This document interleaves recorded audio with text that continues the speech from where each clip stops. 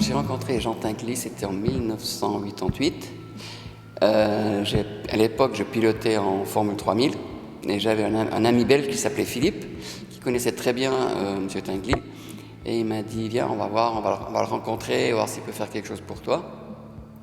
Mais ça serait bien que tu puisses lui amener quelque chose de spécial. J'avais la chance d'avoir une classe exceptionnelle, des élèves intelligents, très avides de culture.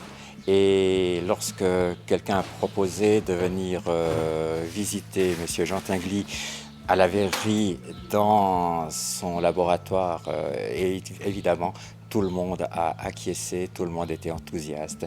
Et c'est pour ça que nous sommes arrivés un jour de 89, au juin 89, ici à la verrerie. Puis un jour, on a parlé de voiture forcément, puisque j'ai cette traction depuis 1967. Alors il m'a dit, mais j'aimerais bien une fois rouler en traction et tout. Alors on a convenu d'un rendez-vous chez lui. Et comme j'ai un agenda pour toutes mes sorties depuis que j'ai cette voiture, alors j'ai trouvé que le 28 avril 1985, j'ai été à Nehru avec cette voiture. Et puis je l'ai embarqué avec son fils. On a fait un tour jusque vers Coutances, chez Nantes. Il était assis derrière comme d'un pape.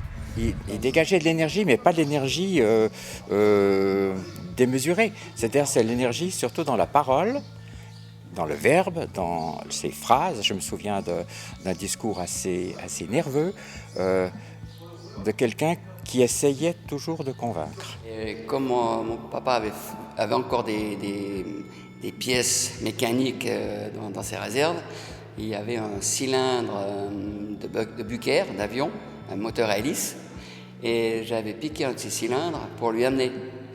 Et je me rappelle, quand je suis arrivé, il était tout fou, et je suis reparti avec une litho signée, dédicacée pour moi. Après, pour me rendre un peu l'appareil, il avait une Ferrari, mais qui n'avait pas roulé depuis quelque temps. Il m'a dit, on ira faire un tour avec ma Ferrari. Et puis, 3 semaines après, il me téléphone. Ouais, la Ferrari est prête, j'ai mis une batterie neuve, on va faire un tour. On a pris l'autoroute, on a été jusqu'à la prochaine sortie, puis on est revenu.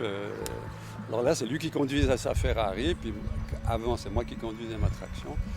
Et puis c'est comme ça qu'on a sympathisé et échangé un peu nos émotions quant aux vieilles voitures. Alors la visite s'est terminée assez bizarrement.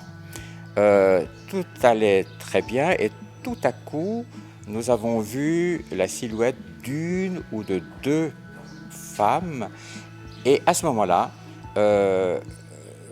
Tinguely nous a prié assez abruptement de quitter les lieux. Nous devenions, disons, un peu indésirables. Mais on a bien compris que, vu le temps que nous avions passé avec lui, que c'était quand même une grande faveur d'être venu chez lui.